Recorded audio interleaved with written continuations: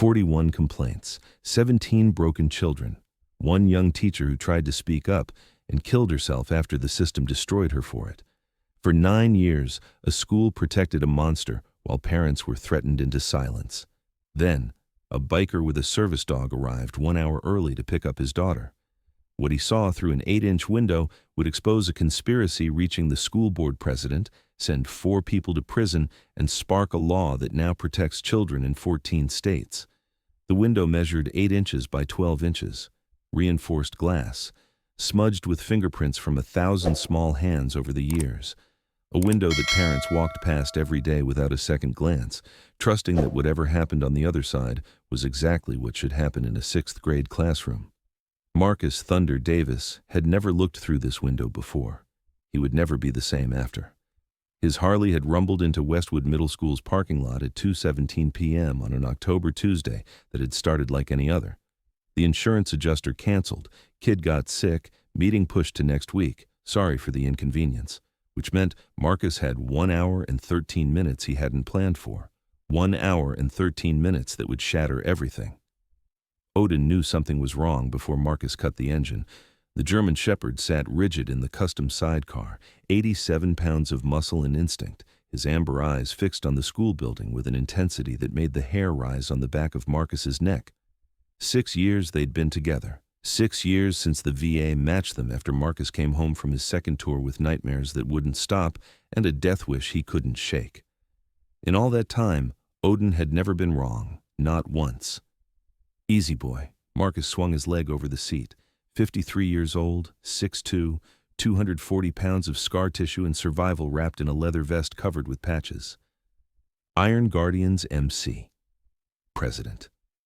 The skull with angel wings on his back wasn't decoration. It was a promise written in ink and blood and the kind of loyalty that civilian life couldn't comprehend. Odin jumped from the sidecar without waiting for command. That never happened. The dog moved toward the building with his nose working, ears swiveling like radar dishes, and something in his body language screamed urgency in a frequency only Marcus could hear. So Marcus followed. Through the front doors, past the receptionist who opened her mouth to say something about signing in, then saw his face and thought better of it. Down the east hallway with its cheerful posters about kindness and respect and being the change you want to see. Past trophy cases and water fountains and photographs of smiling children who probably smiled less than the pictures suggested. Odin stopped outside room 114 and growled, low, almost inaudible. The same growl Marcus had heard in a dark alley in Kandahar 30 seconds before an ambush that killed 3 of his brothers. The same growl he'd heard in a Phoenix parking garage right before 3 men with knives learned that choosing the target with the dog was a fatal mistake. Marcus looked through the window, and the world stopped. His daughter Lily stood at the front of the classroom, 11 years old, green eyes she'd inherited from her mother, stubborn jaw she'd gotten from him, forearm crutches decorated with butterfly stickers, and tiny motorcycle decals because Lily had always believed you could love delicate things and powerful things at the same time. She was shaking so hard the crutches rattled against the linoleum floor. A prosthetic leg gleamed below her right knee, the $14,000 model that had taken 3 months of physical therapy to master.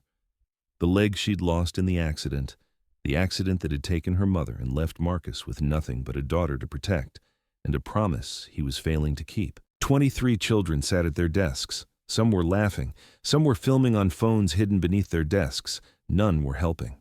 And standing over his daughter, a wooden ruler raised like a weapon, was a woman with a sensible haircut and reading glasses and the kind of face you'd expect to see organizing church bake sales. The face of someone who had been named Teacher of the Year 3 times in 9 years. I said, "Stand up straight." The woman's voice cut through the glass, sharp and cruel, and Marcus felt something ancient and terrible wake up in his chest. "You're not a cripple, you're just lazy. You want special treatment? You want everyone to feel sorry for you? Earn it." The ruler came down, not on Lily's hands, not on her shoulders, on her crutch, a sharp crack that echoed through the room as aluminum clattered to the floor. Lily stumbled, caught herself on a desk, and the girl sitting there yanked her arm away like disability was contagious. The classroom erupted in laughter.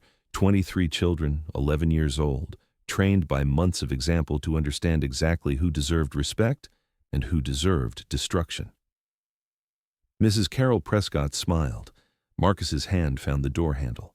He didn't remember making the decision to move, didn't process the mechanics of fingers gripping metal, of hinges swinging, of boots crossing threshold. The world had narrowed to a single point, his daughter's face, streaked with tears, twisted with a shame that hit him harder than any bullet ever had. Odin was faster, 87 pounds of protective fury launching through the door, crossing the classroom in 3 bounds, positioning himself between Lily and the woman with the ruler. Not attacking, Odin was trained better than that, but standing, teeth bared, a growl rolling up from his chest that said, in a language older than words, "This ends now." Mrs. Prescott stumbled backward. The ruler clattered from her grip. Her face transformed from smug to terrified in the space of a heartbeat. "Get that animal away from me. Someone call security. This man is—" "Daddy?" Lily's voice, small, broken, and underneath the fear, something that eviscerated Marcus more completely than any wound he'd ever suffered. Shame. She was ashamed. Not of being hit, not of being humiliated. She was ashamed that he was seeing this, ashamed that he knew her secret. Marcus dropped to his knees beside her, his massive frame folded like a building in controlled demolition, and he pulled her into his arms. She was trembling so hard he could feel it in his bones. Her remaining crutch lay on the floor, her face pressed against his leather vest, and through the material, muffled by muscle and desperation, he heard her whisper, "I'm sorry, Daddy. I'm sorry. I didn't want you to know. I didn't want you to—" She couldn't finish. She didn't have to. Because in that moment, holding his daughter in a classroom that smelled like chalk and cheap disinfectant and cruelty, Marcus understood everything he had missed. All those mornings when she smiled and said everything's fine. All those afternoons when she came home quiet and went straight to her room. All those nights when he heard her crying through thin apartment walls and told himself it was growing pains, middle school drama, the normal struggles of a kid learning to navigate a world that wasn't built for her. 212 days. His daughter had been living in hell for 212 days, and she had hidden it from him, protected him from it. Because she knew, God, she knew, that her father was hanging by a thread, and she loved him too much to be the thing that made him let go. "It's okay, baby girl." His voice came out rough, scraped raw by emotions he couldn't name. "Daddy's here now. Daddy's got you."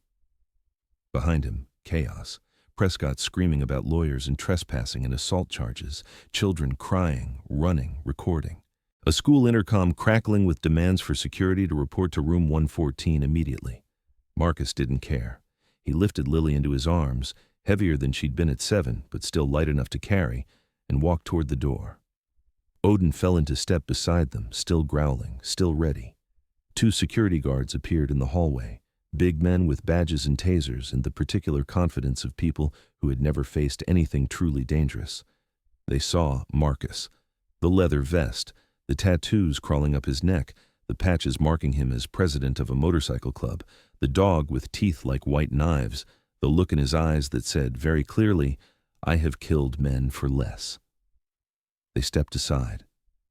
Marcus walked out of Westwood Middle School with his daughter in his arms, loaded her gently into the sidecar, climbed onto his Harley, and rode away.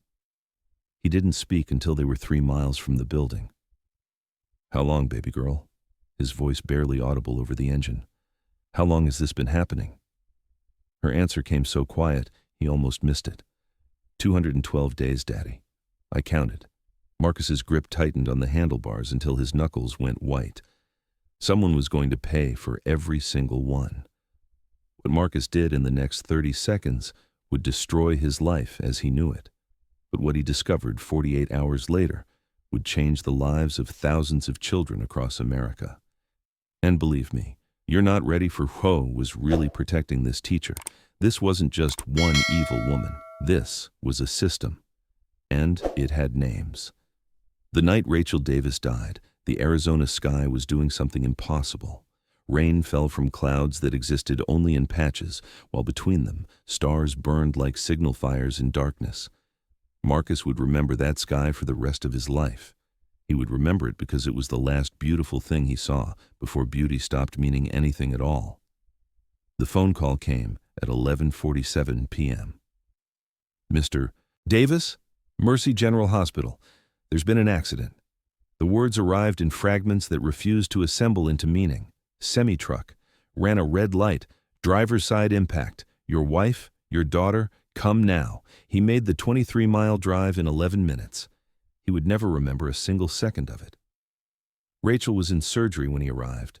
Lily was in the pediatric ICU, her small body broken in ways that made doctors speak in whispers and avoid his eyes. Her right leg below the knee, gone. Crushed beyond saving. Amputated in the field by paramedics fighting to keep a 7-year-old girl alive long enough to reach people who could help her. But Rachel was still fighting. Marcus waited. 17 hours in a plastic chair in a hallway that smelled like antiseptic and fear. 17 hours of watching doctors and nurses drift past like ghosts, their faces professionally blank, their words carefully measured. 17 hours of bargaining with a God he wasn't sure existed, offering everything he had, everything he was, everything he would ever be, for one more chance to hear his wife's voice. At 4:52 p.m., a surgeon named Dr. Amelia Chen walked into the waiting room. She didn't have to speak. Her face said everything. "I'm so sorry, Mr. Davis. We did everything we could." Internal bleeding. Damage too extensive. The human body can only absorb so much violence, and Rachel's had absorbed more than anyone should ever have to survive. Marcus didn't scream, didn't cry, didn't put his fist through the wall or collapse to his knees.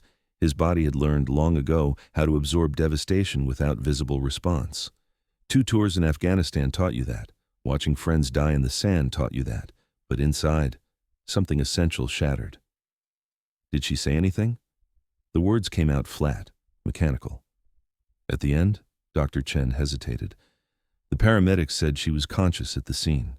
She kept saying something about protecting her voice. Does that mean anything to you? Protecting her voice. Rachel had been a singer, not famous, not professional, just a woman who sang in the shower and in the car and to their daughter every night before bed. Her voice was the first thing Marcus had fallen in love with, that summer night in a Flagstaff dive bar 20 years ago, when he walked through the door and heard someone singing "Angel from Montgomery," like the song had been written specifically for her throat. In those final moments, trapped in wreckage, bleeding out while strangers cut through metal to reach her, Rachel hadn't been thinking about herself. She'd been thinking about Lily. Marcus walked to the pediatric ICU, walked past nurses who tried to stop him and security guards who decided against it. Walked until he reached the room where Lily lay, 7 years old, missing a leg, motherless and unconscious, and utterly unaware that her world had ended. He sat in the plastic chair beside her bed, took her tiny hand in his massive one, and made the first promise. "I'll protect you, baby girl. I'll protect your voice, whatever it takes, whatever it costs." He got the tattoo a week later, black ink across his chest, directly over his heart. 3 words: protect her voice. He would see them every morning in the mirror. He would remember. Lily woke up 3 days later, asked for her mother. Marcus had to tell her. He would rather have walked back into Kandahar unarmed. The months that followed were a descent into darkness that had no bottom. He buried Rachel on a hillside overlooking the desert beneath a mesquite tree and stood there long after everyone else had left. He took Lily to physical therapy 3 times a week and watched her learn to walk again on a prosthetic leg, her face set with determination that broke his heart and rebuilt it simultaneously.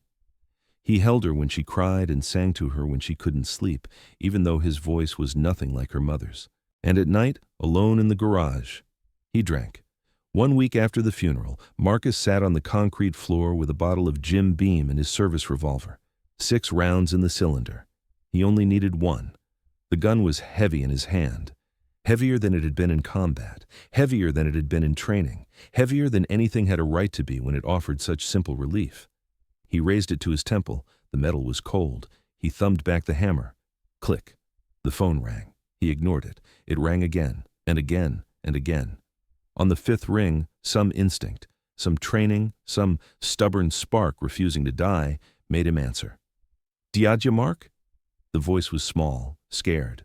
Viktor Petrov, 6 years old, son of Dmitri, Marcus's best friend since basic training, his sergeant in Kandahar, the best man at his wedding. "Victor? It's 4 in the morning. Why are you—" "Lily, play it. She's crying, Diadja Mark. She's calling for you. She's asking where her papa is." Marcus looked at the gun in his hand, looked at the bottle on the floor, looked at the concrete walls of his garage, which had become a tomb he was building around himself one night at a time. "Lily, play it. Lily is crying. I'm coming home, Victor. Tell her Daddy's coming home." He unloaded the revolver, put it in the safe, poured the whiskey down the drain, and kept living. Not for himself. He had stopped caring about himself the moment Rachel's heart stopped beating. But for Lily. For the green-eyed girl who had lost her mother and her leg and needed someone, anyone, to stand between her and a world determined to take everything. The Iron Guardians saved him as much as Lily did. Dimitri with his terrible cooking and quiet wisdom. Bear Martinez, 6'6" and 300 pounds of muscle, with a heart soft enough to read bedtime stories to his nieces. Ghost Riley, former LAPD homicide detective who had joined the club after watching his partner die and discovering that a badge couldn't fill certain kinds of holes. They weren't criminals.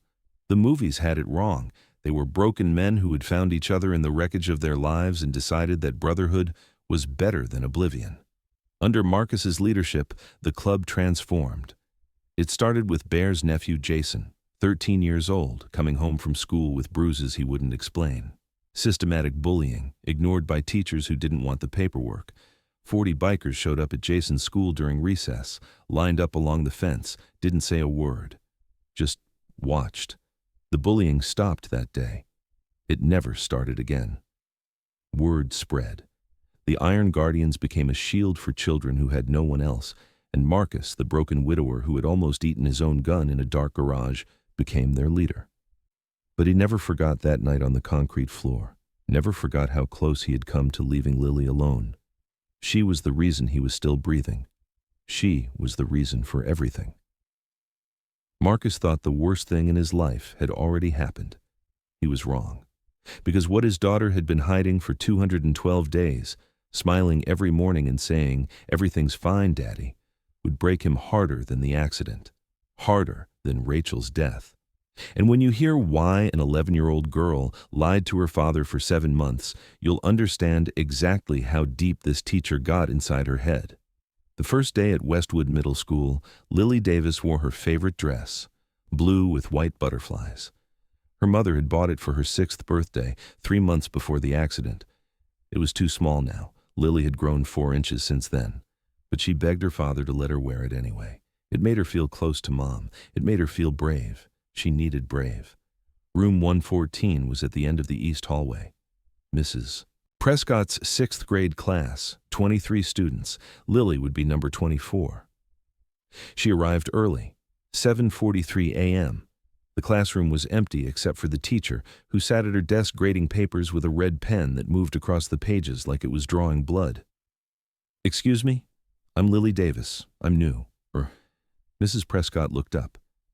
There was a moment, Lily would remember it later when she understood more about the world, when the teacher's eyes traveled down her body, took in the crutches, the prosthetic visible below the butterfly dress, the way Lily stood slightly off balance, compensating for weight that wasn't there anymore.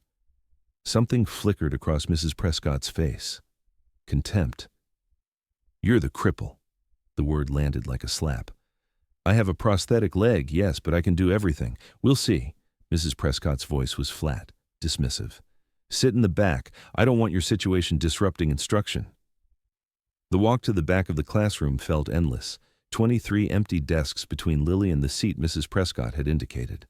Her crutches clicked against linoleum with each step, loud in the silence, announcing her difference to the empty room.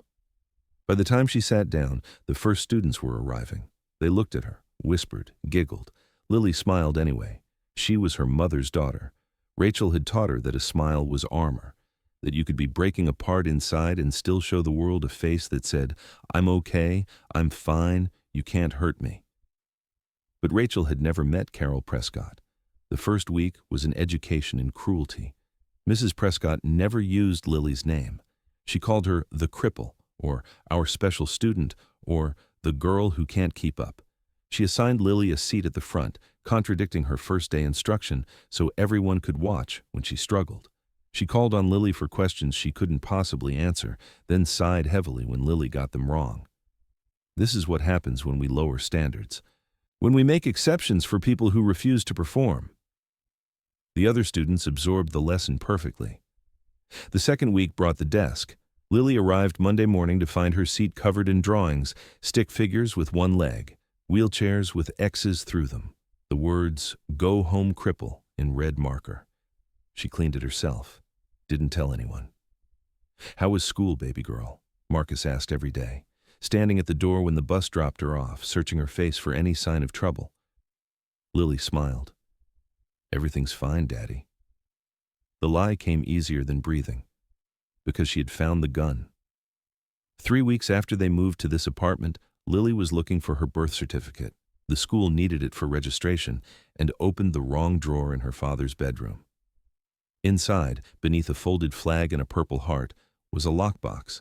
The key was in a jar on the dresser. The revolver inside smelled like oil and something darker. She understood what her father had almost done. She had pieced it together from fragments, the empty whiskey bottles Victor's father threw away, the looks the Iron Guardians gave Marcus when they thought no one was watching, the way her father sometimes stared at nothing like he was looking at a door he wanted to walk through. Daddy was fragile. Daddy would burn the world to protect her. And if he knew what was happening at school. Lily couldn't finish that thought, couldn't imagine what her father might do, who he might hurt, what might happen to him. She had already lost her mother. She couldn't lose him too. So she lied. "Everything's fine, Daddy." The nightmare continued.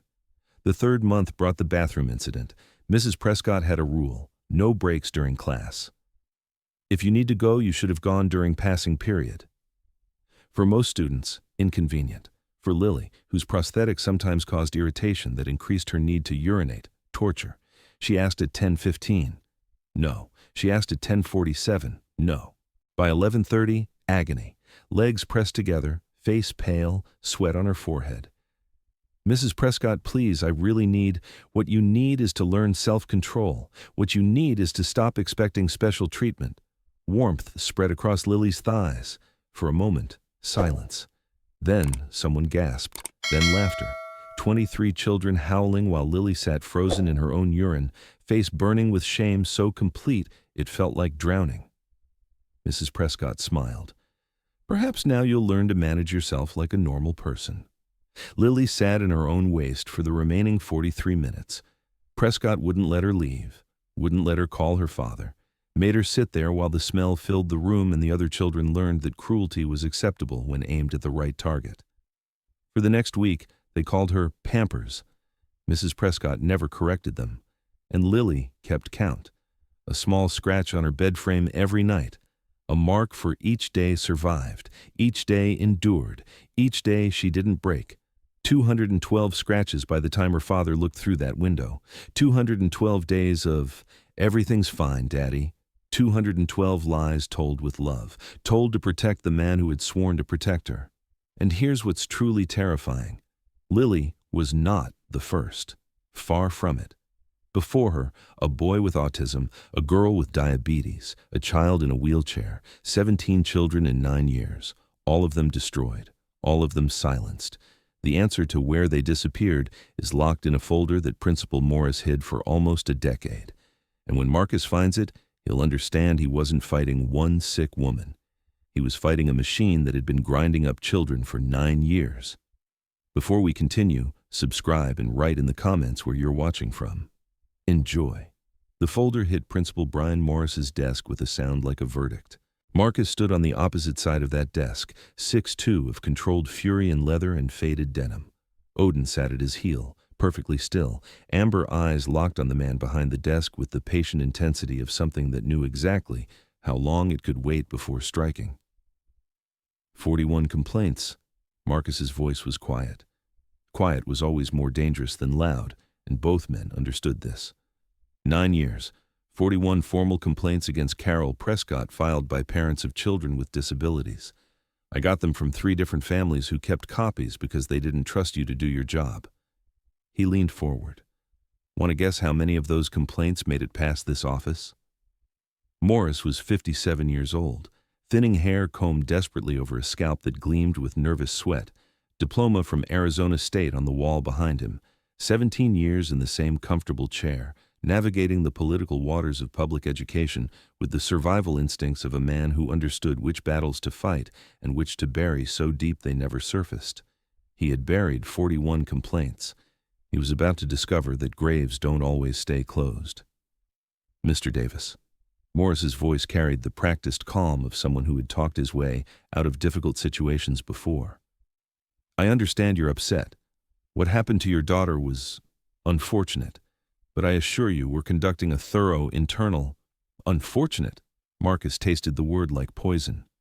My daughter was tortured for 7 months. She pissed herself in front of her entire class because that woman wouldn't let her use the bathroom. She has 212 scratches on her bed frame, one for every day she survived in that room. And you're calling it unfortunate? Morris's hands trembled. He hid them under the desk. The district has procedures. The district has a policy of protecting child abusers. Marcus pulled out his phone, set it on the desk between them. I spent 48 hours making calls. Want to know what I found? He didn't wait for an answer. Michael Torres, autistic. Lasted 4 months in Prescott's class before his parents pulled him. 3 complaints about verbal abuse, none investigated. Michael's in therapy twice a week now. He's 14 and can't walk into a classroom without a panic attack. Morris's face went gray. Sophia Reyes, diabetic. Ended up in the emergency room after Prescott confiscated her food and called her a pig in front of everyone. 2 complaints, 1 request for a 504 meeting. The complaints vanished. The meeting never happened. Her family moved to New Mexico. The office had gone very quiet. David Chen, wheelchair. Spent 6 months in a psychiatric facility for children after Prescott told him, in front of his entire class, that his parents had given up on him and dumped him in a school for normal kids because they were tired of caring for a burden. Marcus's voice dropped to something barely above a whisper. He believed her. He stopped eating. He tried to kill himself. He was 9 years old. Morris was gripping the arms of his chair so tightly his knuckles had turned white. 17 kids, Morris. 17 kids with disabilities in 9 years, all of them destroyed by the same teacher, all of them silenced, and every single complaint ended up in the same place. He pointed at the desk. Right here, your filing cabinet, your shredder, your comfortable little office where you decided that protecting a monster was easier than protecting children. You can't prove. I don't have to prove anything. Marcus's smile held no warmth. The parents already did. They just needed someone angry enough to listen. He reached for his phone. Morris's hand shot toward the desk phone.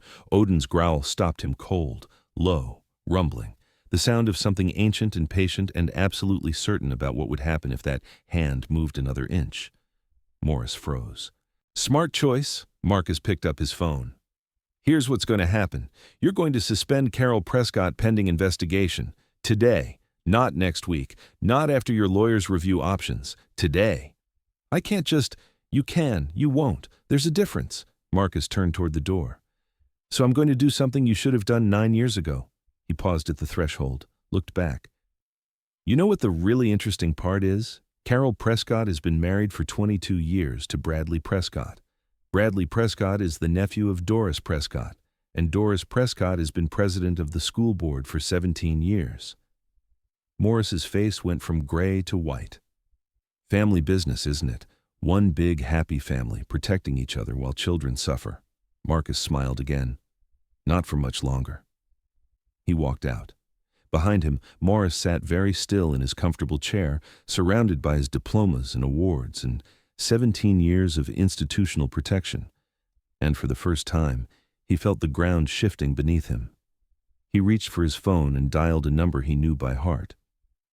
Doris, we have a problem.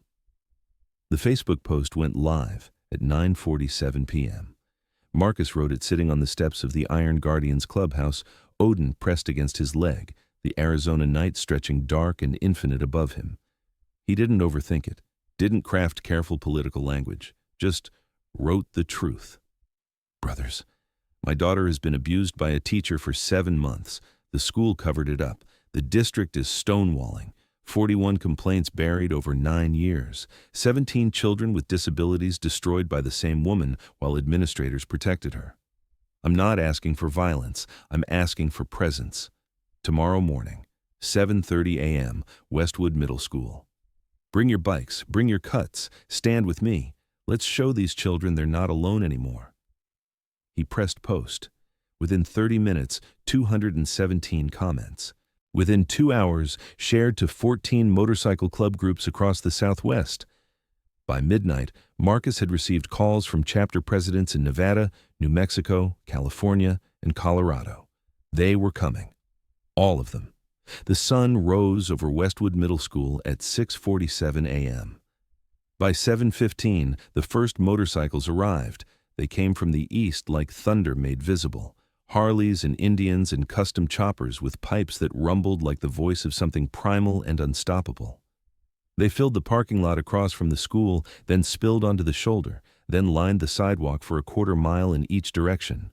Iron Guardians, Desert Ravens, Steel Brotherhood, Los Diablos Rojos, clubs that had been rivals for decades, standing shoulder to shoulder because some things transcended colors and territory and old grudges. 193 motorcycles by 7:30, 241 by 8 a.m. They didn't block the entrance, didn't threaten anyone, didn't break a single law.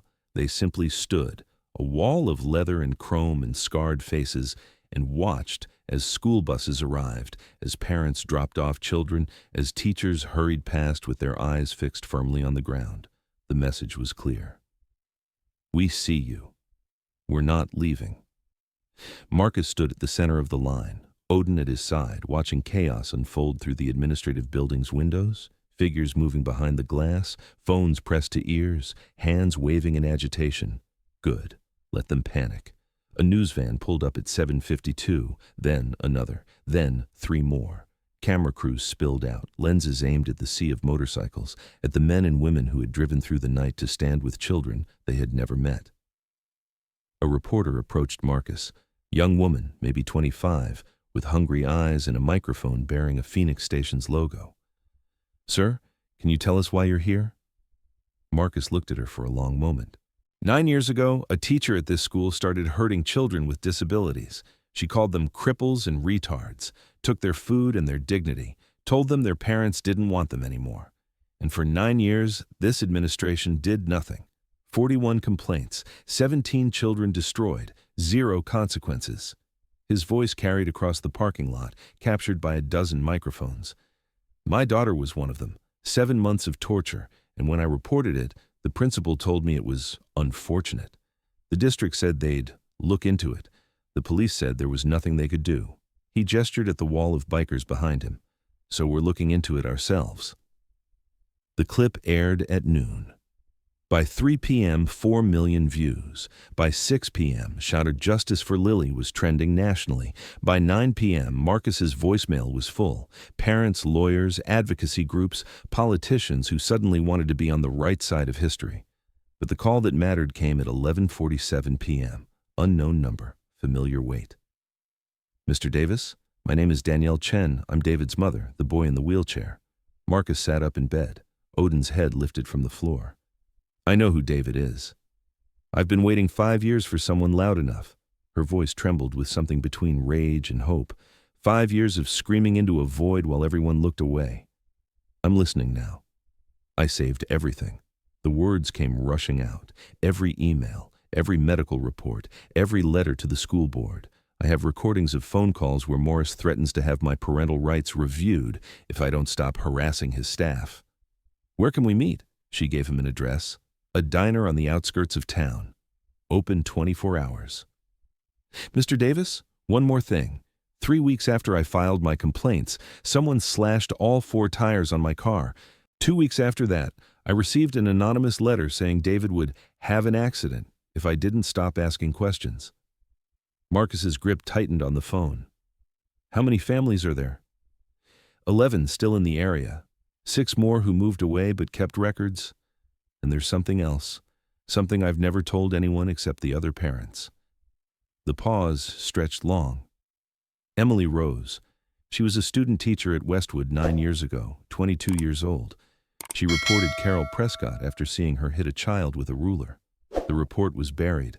Emily was blacklisted from every school in the district. What happened to her? When Danielle spoke again, her voice was barely a whisper. She killed herself 11 months later. Her mother found her diary.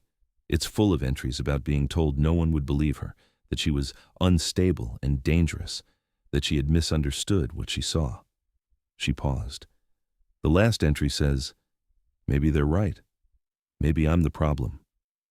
Marcus closed his eyes.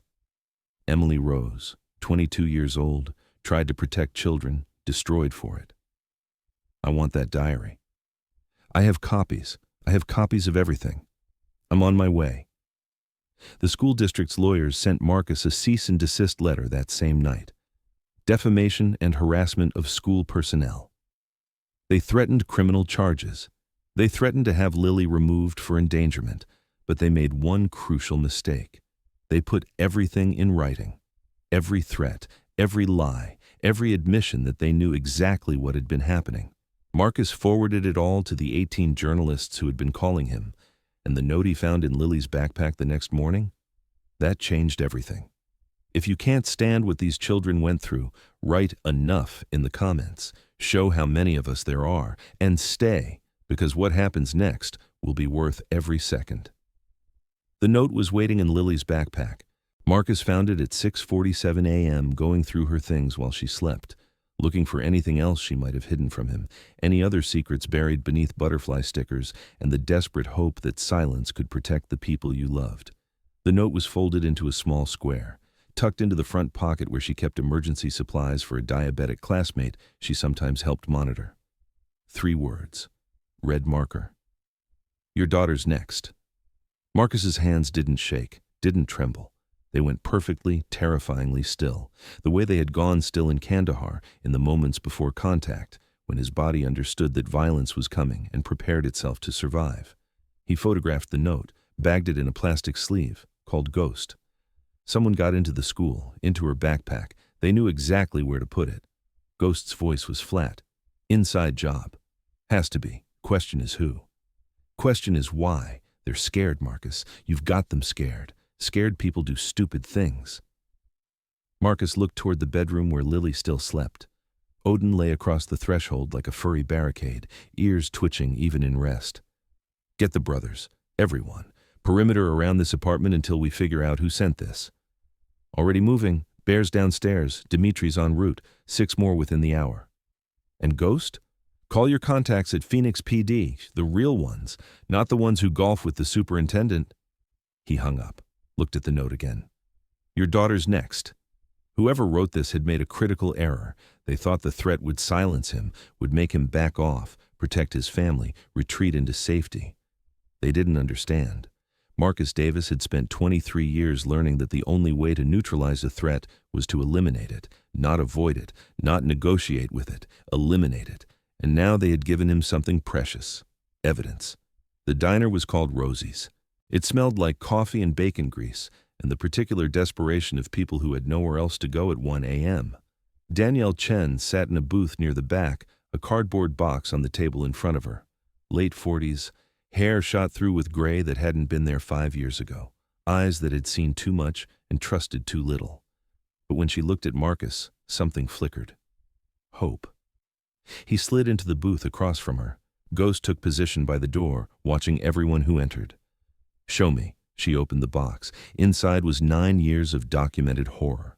Medical reports, school correspondence, emails yellowed with age, photographs of bruises on small bodies, recordings on flash drives, legal documents marked with red flags. I started keeping records after David's first week. Danielle's hands trembled as she sorted through the evidence. I'm a paralegal. I know how systems work. I knew that if it ever came down to my word against theirs, I would need proof. She pulled out a folder labeled Torres Michael. His mother gave me everything, the complaints, the incident reports, the emails where Morris called Michael prone to exaggeration. Another folder. Reyes, Sophia. Her father recorded a phone call with the superintendent. Direct quote, Mrs. Prescott is married to the nephew of our school board president.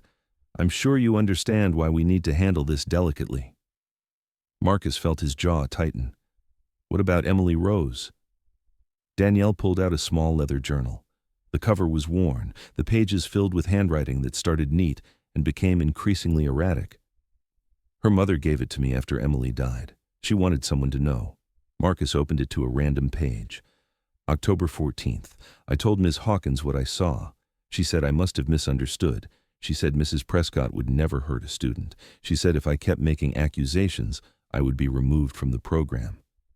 I didn't misunderstand. I saw her grab Kevin by the hair and slam his head into the desk because he couldn't answer a multiplication question fast enough.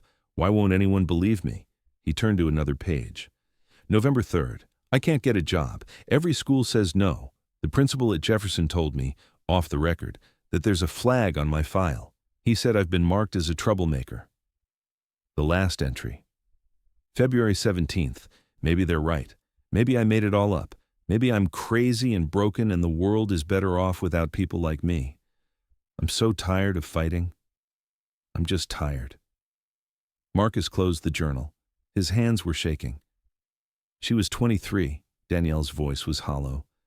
23 years old, with a teaching degree and a dream of helping kids, and they destroyed her for trying to protect a child. Ghost had moved closer. His face was stone, but Marcus could see the rage burning behind his eyes. This is bigger than one school. Ghost's voice was low. This is a system. Prescott Morris, the board president, they've been covering for each other for years. Marcus gathered the folders back into the box.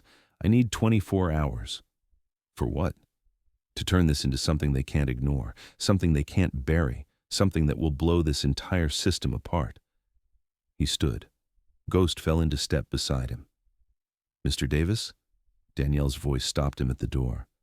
What you're doing could destroy your life. They've destroyed everyone else who tried to fight them.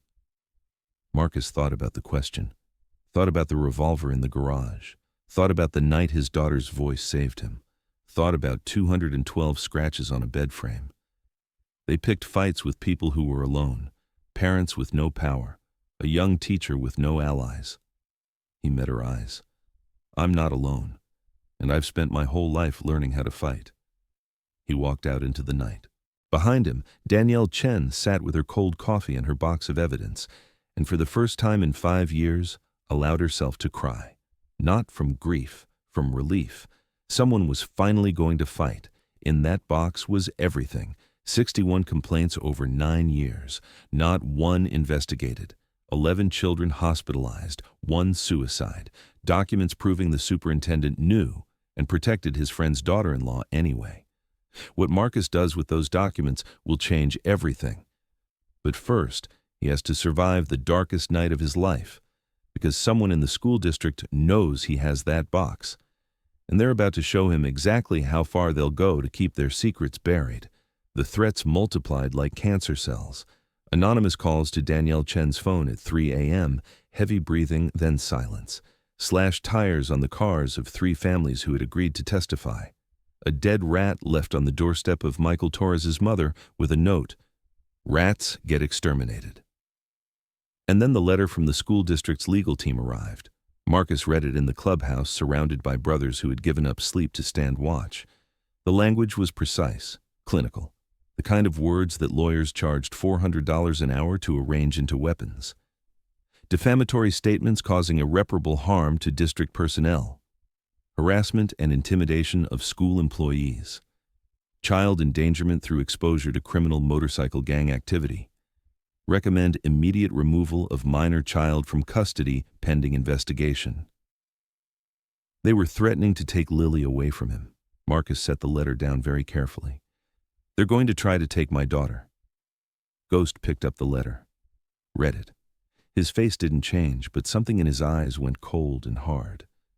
They're bluffing. They don't have standing for removal. Doesn't matter if they're bluffing. Marcus's voice was flat. They file the motion. It goes to a judge. Judge sees motorcycle gang, sees child endangerment, sees whatever lies they've cooked up. Even if we win, Lily spends weeks in foster care while the case gets sorted. Bear's massive hands curled into fists. We can't let them. We won't. Marcus stood, walked to the window. Outside, the Arizona night stretched endless and dark, and somewhere in that darkness, people who hurt children were sleeping soundly in their comfortable beds, confident that their system of protection would hold. They were wrong.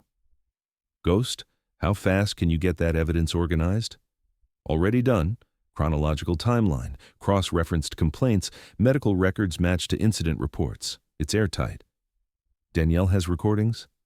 7 phone calls, including one where Morris explicitly threatens to make her life very difficult if she doesn't let this go. Emily Rose's diary?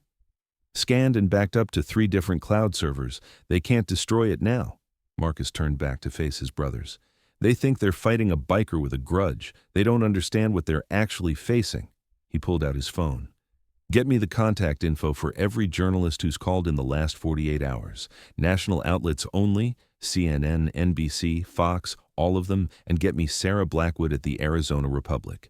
She's been covering education scandals for 15 years. She'll know exactly what to do with this. Dimitri appeared in the doorway.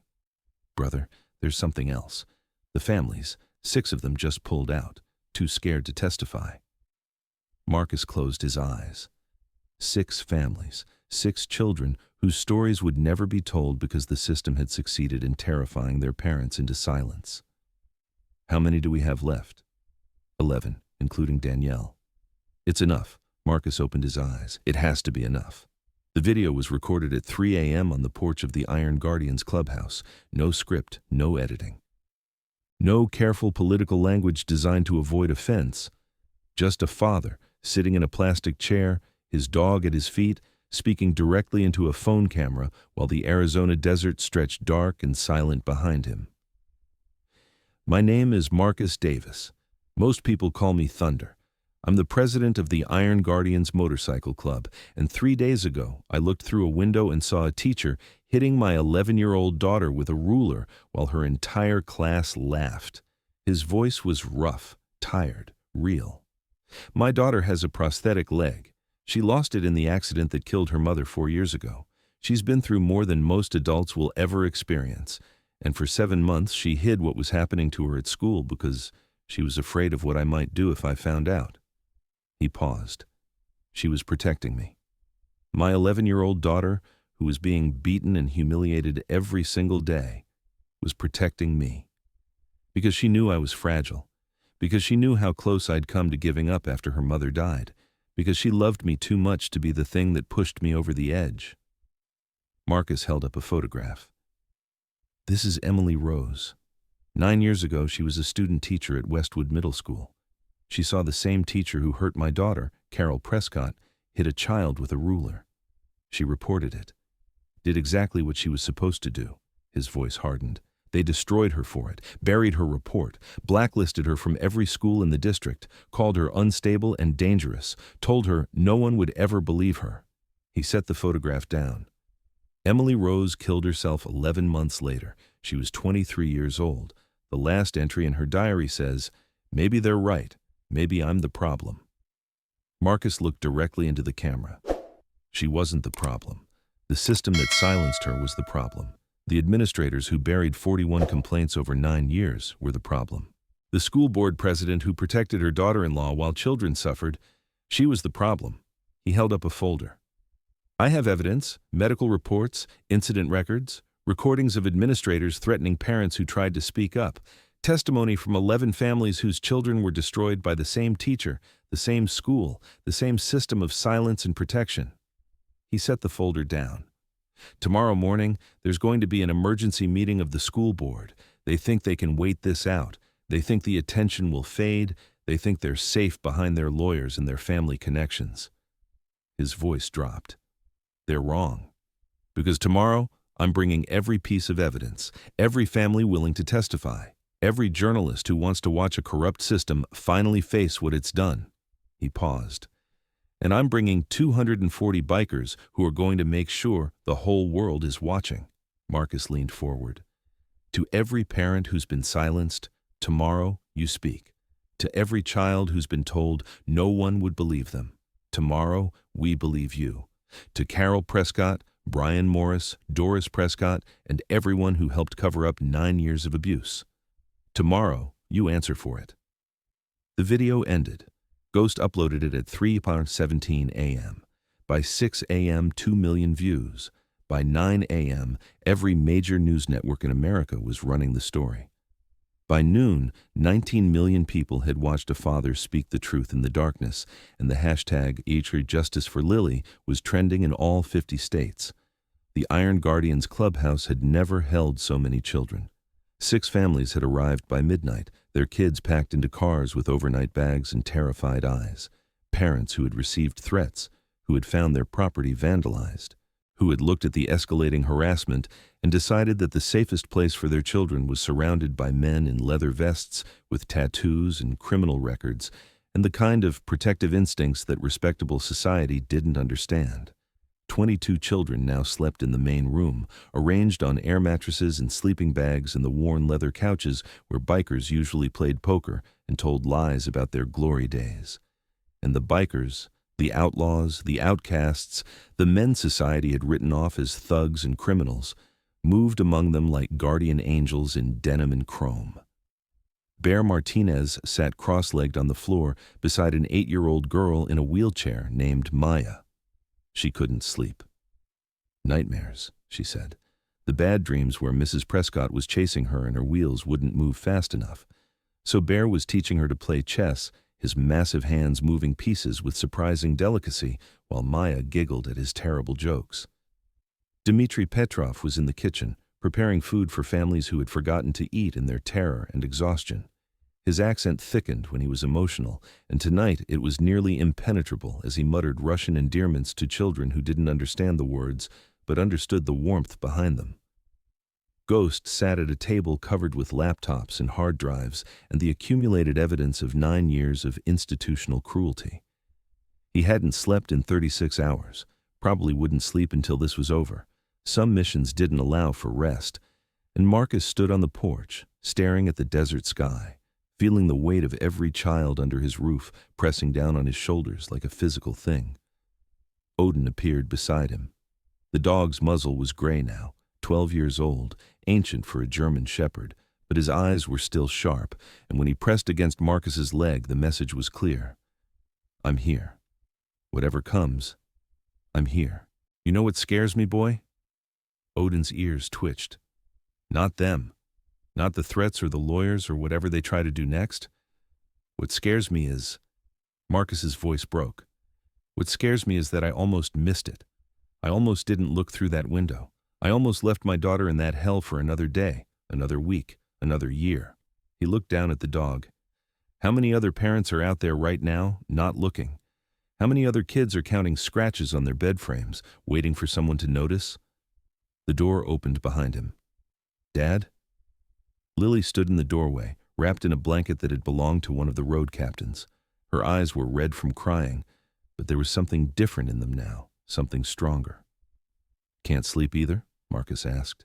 She shook her head, walked to stand beside him, looked out at the same desert sky. "I heard the kids talking earlier, Maya and Tyler and some of the others. They were comparing stories. Comparing what she did to them." Her voice cracked. "I thought I was the only one. I thought it was just me. That something was wrong with me, that I deserved it somehow. But it wasn't just me. It was never just me." Marcus pulled her close. "No, baby girl. It was never you." They stood in silence for a moment. "Dad? Tomorrow at the meeting. I want to speak." Marcus went very still. "Lily, I need to. I spent 7 months being silent. I spent 7 months pretending everything was fine. I won't do that anymore." She looked up at him with her mother's green eyes. "You taught me that speaking up is the bravest thing anyone can do, that our voice is our most powerful weapon. Well, I'm ready to use mine." Marcus felt tears streaming down his face. He didn't try to hide them. "Your mom would be so proud of you, baby girl." "I know." Lily touched the medallion at her throat, Rachel's medallion, the one she'd worn every day since the funeral. "I can feel her sometimes, when I'm scared, but I do it anyway. It's like she's right there, whispering that it's going to be okay." Behind them, through the windows of the clubhouse, 22 children slept under the protection of outlaws and outcasts. And Marcus understood something he hadn't fully grasped until this moment. This wasn't just about Lily anymore. It wasn't just about justice for his daughter. It was about every child who had ever been silenced, every parent who had been threatened into submission, every Emily Rose who had tried to do the right thing and been destroyed for it. Tomorrow, they would speak for all of them. That night, Marcus made a decision that would change everything. He looked at the children sleeping in his clubhouse, 22 kids whose only crime was being born different, and he understood that some fights couldn't be won with fists or fury. Some fights required something harder, something scarier. The willingness to stand in front of the whole world and tell the truth, no matter what it cost. And Lily, 11 years old, one leg, 7 months of torture behind her, was ready to lead the charge. If this story has moved you, write the name Emily Rose in the comments. She tried to save children and was destroyed for it. Let's make sure she's never forgotten. The Maricopa County School Board meeting room held 200 people. By 8:15 a.m., 400 were trying to get in. They spilled through the doors, down the hallways, into the parking lot where the October sun was already baking the asphalt. Parents clutching folders of evidence, teachers who had been too afraid to speak until now, journalists with cameras and microphones, and the hungry look of people who knew they were witnessing something historic. And bikers. So many bikers. They lined the sidewalks in their leather vests, arms crossed, faces impassive, Iron Guardians, Desert Ravens, Steel Brotherhood, Los Diablos Rojos. Clubs that had been rivals for decades, standing shoulder to shoulder because some things mattered more than colors and territory. 243 motorcycles. The news crews counted them. Marcus walked through the crowd with Lily's hand in his. She had insisted on walking. No wheelchair, no being carried. This was her fight too, and she would enter it on her own 2 feet, even if one of them was made of carbon fiber and titanium. Odin walked on her other side, gray-muzzled and steady. The school board sat at a long table at the front of the room. 5 members. Doris Prescott in the center, 73 years old, silver hair immaculately styled, face frozen in the particular expression of someone who had been assured by expensive lawyers that everything was under control. Carol Prescott sat in the front row of the audience, surrounded by empty seats. No one wanted to be near her anymore. Her husband Bradley sat beside her, looking everywhere except at the cameras. Principal Brian Morris was notably absent. Resigned at 6 a.m. this morning, Ghost murmured. Submitted by email. Probably halfway to Mexico by now. Marcus filed that information away. The board chair, a man named Thomas Chen, no relation to Danielle, called the meeting to order at 9 a.m. We're here to address concerns regarding personnel at... Point of order! Danielle Chen's voice cut through the room like a blade. She stood near the back, a folder in her hands, flanked by 10 other parents who had refused to be intimidated.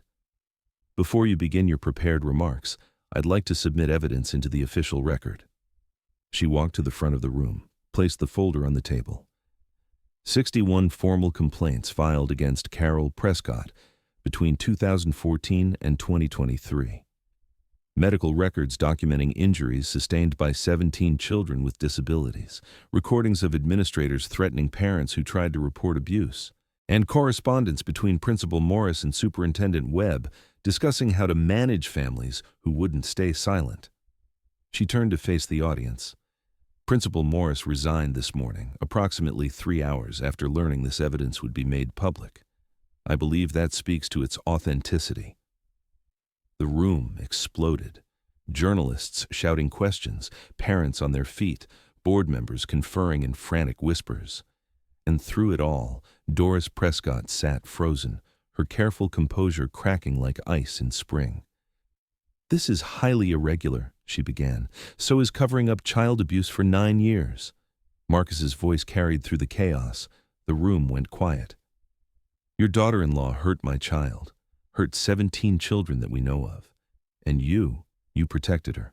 Every complaint that came to this board, you buried. Every parent who tried to speak up, you silenced. And when a 23-year-old teacher tried to do the right thing, you destroyed her so completely that she took her own life. He held up Emily Rose's photograph. Her name was Emily Rose. She deserved better. They all deserved better. And then Lily stood up. 11 years old, prosthetic leg, Forearm crutches she didn't need anymore but brought anyway because they had become part of her armor. The butterfly dress her mother had bought her because she needed to feel brave. The room went absolutely silent. "My name is Lily Davis." Her voice was small at first, trembling, but with each word it grew stronger. "For 7 months, Mrs. Prescott called me a cripple. She made me stand at the board until I fell. She wouldn't let me use the bathroom until I had an accident in front of everyone. She told me my daddy was a criminal who couldn't even write his name." Tears were streaming down her face, but she didn't stop. "I didn't tell anyone because I was scared. I was scared that if my dad found out, he would get angry and do something that would get him in trouble. I was scared I would lose him like I lost my mom." She looked directly at Carol Prescott. The teacher's face had gone pale. Her hands were shaking. For the first time, something that might have been fear flickered in her eyes. "But you know what?" Lily's voice steadied. "My daddy didn't do anything wrong. He didn't hurt anyone. He just told the truth. And now you have to answer for what you did." She took a breath. "I counted every day, 212 days. I scratched marks on my bed like a prisoner, and every night I told my dad everything was fine because I thought I was protecting him." Her voice rang through the silent room. "But I wasn't protecting him. I was protecting you. I was helping you hide what you did. And I'm not doing that anymore." She turned to face the audience, the parents, the journalists, the bikers, the children who had finally found their voices. "I'm not scared anymore." For a moment, nothing moved. Then Michael Torres stood up, 14 years old, the boy with autism who had spent 4 months in Prescott's class before his parents pulled him out. "I'm not scared anymore either." Then Sofia Reyes, connected via video call from New Mexico, her face filling a screen. "Neither am I." Then David Chen, 17 now in his wheelchair, speaking for the first time in public about what had been done to him. One by one, the children rose. 11 voices, 11 testimonies, 11 stories of cruelty that had been silenced for years, finally speaking truth to power. By the time the last child finished, half the room was crying. Board members were wiping their eyes. Journalists were weeping behind their cameras. And Carol Prescott sat alone, surrounded by empty seats, her face a mask of something that might have been fear, or might have been the first stirrings of understanding that her world was ending. Doris Prescott called for a recess. She never came back. At 11:47 a.m., the remaining board members voted unanimously to terminate Carol Prescott's employment, effective immediately. The vote for Superintendent Webb's termination came 20 minutes later. The referral of Doris Prescott to the State Ethics Board came after that, 3 dominoes, falling one after another. When Marcus walked out of the building, Lily's hand in his, 243 bikers were waiting. They didn't cheer, didn't whoop or holler. They raised their fists, silent, unified. And then, from somewhere in the crowd, someone started clapping. Then another. Then the whole parking lot was thundering with applause. Parents and teachers and journalists and bikers and everyone who had been told that one person couldn't fight the system. Marcus lifted Lily onto his shoulders. "You see that, baby girl? You did that. Your voice did that." Lily wrapped her arms around his head, crying and laughing at the same time. "We did it, Daddy. We really did it." Behind them, through the glass doors of the building, Carol Prescott was being escorted out by security. She had to walk past 200 parents holding photographs of their children. No one said a word. The silence was worse than any scream. 41 complaints, 17 broken children, 9 years of silence, and in one morning, it all came crashing down. But Marcus wasn't done, because firing wasn't justice. These people had destroyed lives. They had driven a young woman to suicide. They had threatened families and tortured children and smiled while doing it. And now, finally, they were going to face real consequences. The arrests came 6 weeks later. Carol Prescott was taken into custody at 7:15 a.m. on a Tuesday, walking her dog in the neighborhood where she had lived for 22 years. The same neighbors who had waved at her from their porches for decades now watched from behind curtains as 2 sheriff's deputies put her in handcuffs and loaded her into a patrol car. The charges: 14 counts of child abuse, 6 counts of witness intimidation, 3 counts of conspiracy to obstruct justice. She didn't resist, didn't cry, just walked to the car with the particular numbness of someone who had finally run out of places to hide.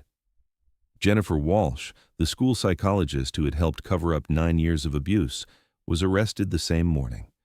She had been the one who wrote reports calling children prone to fantasy and attention-seeking, the one who had told parents their children were misremembering what happened, the one who had put the note in Lily's backpack. Her hands were shaking when they cuffed her. She was crying before they reached the car. Brian Morris was found 3 days later in a motel room in Tucson, 40 miles from the Mexican border. His passport had been flagged the moment he resigned. He never had a chance. The charges against him were the most serious: 23 counts of failure to report child abuse, 17 counts of obstruction of justice, 1 count of accessory after the fact. His lawyer tried to argue he was just following orders, that he had been pressured by the superintendent, that the system gave him no choice. The prosecutor's response was simple. He had 41 chances to do the right thing. He chose wrong 41 times. Doris Prescott was the last to fall. The state ethics board stripped her of her position within a week. But that was just the beginning. Investigators discovered she had been funneling district contracts to companies owned by her relatives, including her nephew Bradley, Carol's husband. $2.3 million over 17 years. The FBI got involved. She was arrested on federal corruption charges on the same day her daughter-in-law's criminal trial began. The photograph made every front page in Arizona. A 73-year-old woman in handcuffs led from her home while reporters shouted questions she wouldn't answer. Marcus watched the coverage from the clubhouse, Lily beside him, Odin's head in her lap. "Is it over, Daddy?" He put his arm around her. "The hard part is," she was quiet for a moment, "what about Ms. Walsh? She was bad too, but she was also scared, like me." Marcus looked at his daughter. 11 years old, had been through more than most people experienced in a lifetime, and still she found room for compassion. Ms. Walsh made terrible choices because she was afraid, but she's also the one who told prosecutors everything. She helped us stop them. So she gets a second chance? Everyone deserves a second chance, baby girl. The question is what they do with it. On the television, a reporter was recounting the timeline, the window, the 41 complaints, the 19 million views, the school board meeting where children finally found their voices. Ghost raised his beer. To Marcus, who refused to shut up. The room echoed. To Marcus.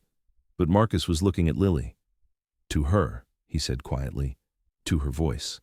And in that moment, he knew that the fight wasn't over. It was just beginning. The arrests were satisfying. The convictions would be more so. But Marcus understood that punishment alone wasn't enough. These children needed more than justice. They needed proof that their suffering had meant something, that their voices had changed the world. And that's exactly what he was going to give them.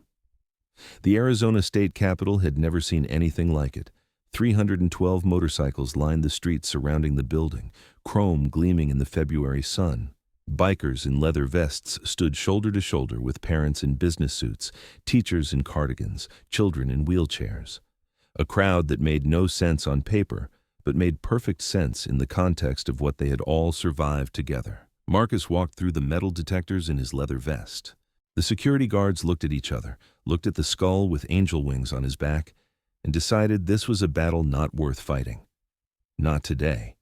The House chamber was packed, every seat filled, people standing along the walls, cameras from 6 different networks capturing every moment, and at the podium, waiting for Marcus to approach, sat a microphone that would carry his voice to every corner of the state. He had never given a speech before. Not like this.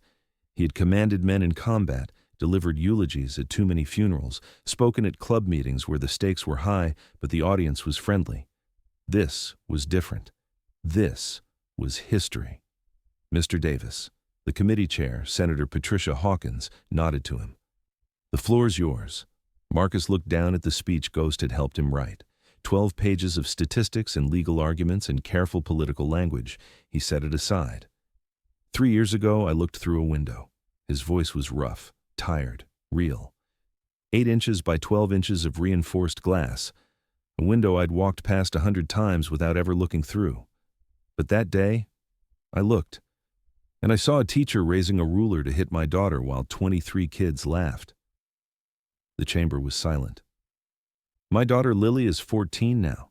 She's sitting in the gallery with her service dog and about 200 bikers who would die for her. 3 years ago, she was 11. She had a prosthetic leg and forearm crutches and a smile that could light up a room. And she had been hiding 7 months of torture from me because she was afraid of what I might do if I found out. He paused. She was protecting me. My 11-year-old daughter, who was being beaten and humiliated every day, was protecting me. Because she knew I was fragile. Because she knew how close I'd come to giving up after her mother died. Marcus looked up at the gallery. Lily was there, flanked by Bear and Ghost, Odin's gray muzzle resting in her lap. She gave him a small nod. Keep going. The system that was supposed to protect her failed. 41 complaints over 9 years, 17 children destroyed. A young teacher named Emily Rose who tried to speak up and was destroyed so completely that she took her own life. He held up her photograph. Emily was 23 years old. She saw abuse. She reported it. She did exactly what she was supposed to do, and the system crushed her for it. He set the photograph down. The Lily protocol won't bring Emily back, won't undo what happened to my daughter or the 16 other children who suffered in that classroom, but it can make sure it doesn't happen again. His voice strengthened. Mandatory teacher rotation every 3 years. Anonymous reporting hotlines with independent investigation within 72 hours. Cameras in every classroom with parent access. Criminal liability for administrators who bury complaints. He leaned forward. Some of you are worried about costs, about liability, about political consequences. I understand. Those are real concerns. His eyes swept the chamber. But I want you to think about something. Right now, somewhere in this state, there's a child counting scratches on their bed frame, marking off days of hell because they don't believe anyone will help them, because every adult they've trusted has failed them. He straightened. You have the power to change that. Today. Right now. You can tell every child in Arizona that their voice matters, that someone will listen, that the system that's supposed to protect them actually will. He paused. Or you can look away. Like everyone looked away from my daughter. Like everyone looked away from Emily Rose. His voice dropped. I've spent my whole life learning how to fight, in the Marines, in the streets, in a garage with a loaded gun and nothing left to lose. But the hardest fight I've ever faced wasn't against bullets or bad men. It was against a system that decided my daughter wasn't worth protecting. He took a breath. Don't make another parent fight that battle. Vote yes on the Lily protocol. He stepped back from the podium. For 3 heartbeats, nothing moved. Then Senator Hawkins began to clap. Then the legislator beside her. Then every person in the chamber was on their feet applauding, some of them openly weeping. The vote came 4 hours later.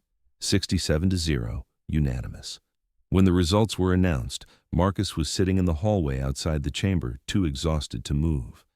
Ghost came running around the corner with his phone in his hand and a grin that transformed his usually stoic face. Every single vote, brother. They're signing it now. Marcus stood slowly. His legs felt disconnected from his body. He walked back to the gallery entrance and pushed through the doors. Lily was already running toward him. She hit his chest like a hurricane, arms wrapped around him, face pressed against his leather vest. We did it, Daddy. Her voice was muffled but clear. We actually did it. Marcus held his daughter and let himself cry. Around them, families who had waited years for this moment held each other. Danielle Chen stood with her son David, both of them weeping. Michael Torres and his mother. Sophia Reyes on a video call, tears streaming down her face in New Mexico. Ghost appeared beside them. There's about 300 bikers outside who want to congratulate their president. Marcus laughed. It felt strange. He hadn't laughed in weeks. Let's not keep them waiting. They walked out of the Capitol into the February sunshine. 312 motorcycles, hundreds of people, cameras and reporters in a crowd that stretched down the Capitol steps and into the street. When Marcus emerged with Lily, the bikers raised their fists, silent at first. Then someone started an engine, then another. Then 300 motorcycles roared to life simultaneously, and the sound echoed off the Capitol walls like thunder, like a promise being kept. Marcus lifted Lily onto his shoulders. You see that, baby girl? That's family. That's what happens when you refuse to be silent. Lily wrapped her arms around his head. I love you, Daddy. I love you too, more than anything in this world. He pressed his hand against his chest, against the tattoo that said, "Protect her voice." We kept our promise, Rachel, he whispered. We protected her voice. 5 years later, the conference hall in Washington, D.C. held 400 people, educators, legislators, advocates, journalists, gathered for the National Conference on Child Protection, the largest event of its kind in American history. The keynote speaker was 17 years old. Lily Davis walked to the podium without crutches. The new prosthetic, carbon fiber, state-of-the-art, funded by the Iron Guardians, was invisible beneath her dress slacks. At her feet, gray-muzzled and moving slower than he used to, lay Odin in his honorary service vest. My name is Lily Davis, her voice carried to every corner of the room. 8 years ago, I was a scared little girl, counting scratches on her bed frame, waiting for someone to notice I was drowning. She paused. Today, the Lily Protocol has been adopted in 14 states. 147 children have been protected by mandatory reporting reforms. 53 abusive educators have been removed from classrooms. 4 administrators are serving prison sentences. She looked at the audience. But I'm not here to talk about numbers.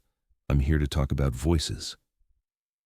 In the front row, Marcus sat with his hands folded, tears streaming down his face. He didn't try to hide them. My dad taught me that speaking up is the bravest thing anyone can do, that your voice is your most powerful weapon, that the truth matters, even when it's hard, especially when it's hard. She touched the medallion at her throat, Rachel's medallion. If you're watching this and you're a kid who's afraid to speak up, your voice matters. If you're a parent who's been told there's nothing you can do something. If you're a teacher who sees something wrong, you know what to do. The question is whether you're brave enough to do it. Her voice rang through the silent ballroom. Every child deserves to be heard. Every child deserves to be believed. Every child deserves someone who will kick down doors and fight systems and stand in front of the whole world and say, "This is wrong, and we're going to fix it." She straightened. My name is Lily Davis. I'm 17 years old, and I will never be silent again. The ballroom erupted. 400 people on their feet. Applause that went on, and in the front row, Marcus pressed his hand against his chest, against the tattoo that had faded but never disappeared, and whispered words meant only for the woman who had given him everything. She found her voice, Rachel, and it's changing the world. Final count. 5 years after the Lily Protocol. 14 states with mandatory classroom cameras, 17 states with anonymous reporting hotlines, 12 states with criminal liability for administrators, 147 children protected, 53 abusive educators removed, 4 administrators imprisoned, 1 father who learned that the greatest strength isn't in fists or fury. It's in showing up, it's in listening, it's in believing, it's in love. This story proves that one person's courage can change everything, that the smallest voice can shake the largest systems. That family isn't about blood, it's about who shows up when you need them most. If you believe Lily and Marcus deserve recognition, subscribe and turn on notifications. Write voice in the comments if this story touched you. And if you know someone who needs to hear this, share it. Because everyone deserves to be heard. Everyone deserves to be believed, and everyone deserves someone who refuses to look away.